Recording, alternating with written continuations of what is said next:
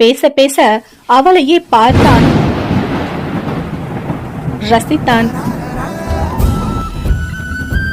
யார் அந்த பெண்? இத்தனை பேருக்கு முன்னாடி இப்படி துணிச்சலாய் பேசுவது என எண்ணினான். ஆம், சாமந்தி. சாமந்தி ஒதுக்கப்பட்ட பகுதியில் பிறந்தால் கூட அழகில் ஓங்கி நிற்பவள்.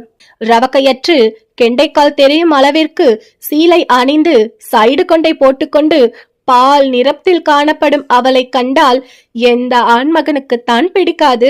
அதிலும் சற்று தைரியசாலி வேறு.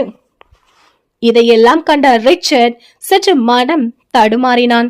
ஆனாலும் அதை வெளியில் காட்டிக்கொள்ளாமல் திமிராக பேசினான். ஏய், என்ன எவ்வளவு தைரியம் இருந்தா என் படை தளபதிய பார்த்து இப்படி பேசுவ? இன்னும் ஒரு வார்த்தை பேசின அடுத்த குண்டு உன் உடம்ப தொலைக்கும் என ஆங்கிலம் கலந்த பாணியில் தமிழை பேசினான். ஓ, நீதானா அந்த கவர்னர் பையன் என ஏளனமாக கேட்டார் சாமந்தி.